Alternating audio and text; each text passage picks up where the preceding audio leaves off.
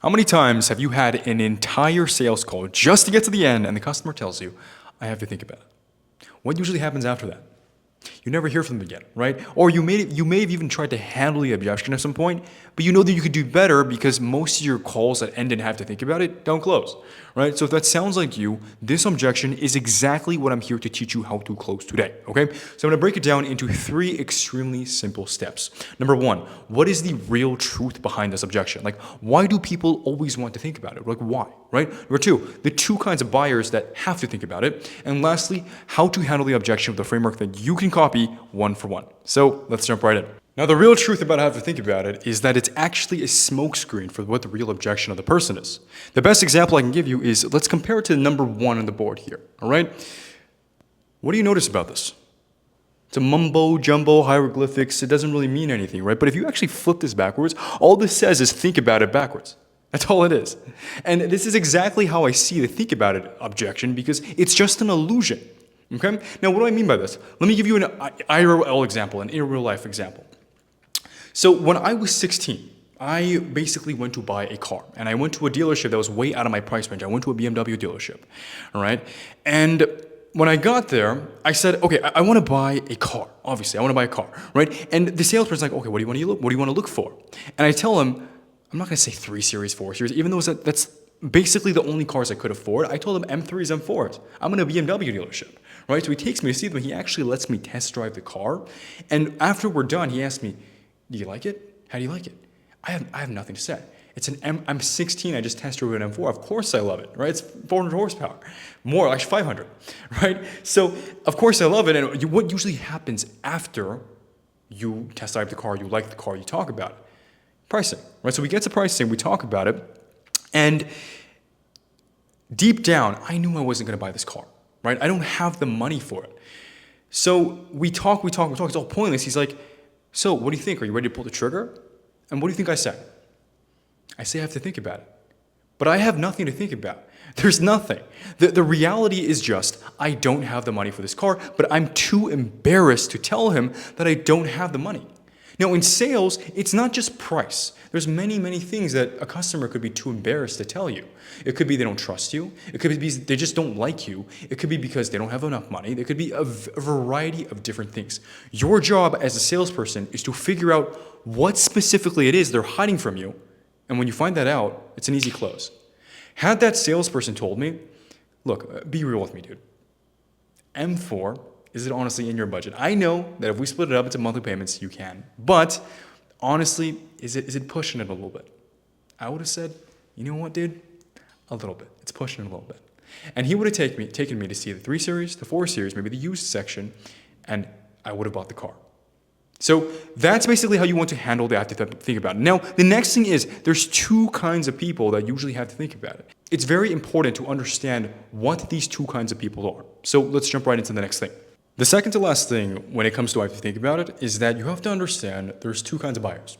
One basically is extremely closable. For example, me. Had the car salesman knew that my objection was just price and I was hiding that, he would have closed me. The other kind of person essentially is not closable. No matter what you do, no matter what you say, no matter how right you are, you can't close them. And the best way I like to look at this is like step number 2 right here. These 2 people are the exact same stickers, but one of them is hiding something inside. You can't see it, but they are basically hiding something. And I compare this exactly to objection because there's going to be 2 people. Both of them are going to say that they have to think about it, but one of them secretly you can't close. Now you're probably wondering, how do you know which one you can close and which one you can't, right? And that leads me basically to my 3rd point, which is the exact framework we're going to use to close I have to think about it. So let's jump right in. Now, when someone tells you I have to think about it, what exactly do we say to that? How exactly do we respond? It's exactly what we're going to cover in step 3. The steps we're going to take are ask, frame shift, and cover the common areas. Now, what does this all mean? First off, if I say I'm the customer, right? Look, just let me think it over. I have to think about it. I'm going to get back to you tomorrow. Is that cool? What is the most logical thing that you can think of? Most obvious thing that comes to mind? What is there to think about, right? And that's essentially what we do to ask. Now, It sounds extremely obvious, but this genuinely works maybe 10, 20, 30% of the time. And if it does work, we can avoid everything else. So make it an effort at least to ask. Now, the very next thing is we're going to frame shift. Now, if you don't know what a frame shift and how it works is, the best way I can describe it is like, imagine you're walking on a dirt road for a mile straight, right? What happens when you walk like on that path? You tune out, right? You don't remember a single thing you saw because it's the same thing over and over and over again. And sometimes sales calls drag on like that. We talk with the same tonality, we make the same examples over and over again, and sometimes the customer tunes out. But when you're walking on that dirt path, going back to the dirt path example, right?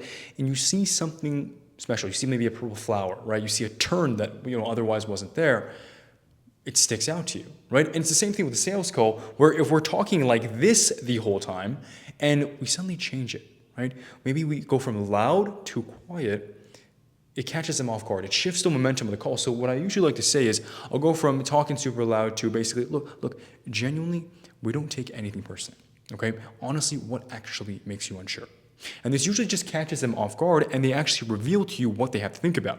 Now, the very last thing, if none of this stuff works, is we're going to cover the common areas. And you're going to have to kind of do some brainstorming with this one to think in terms of your offer and what the most common objections are.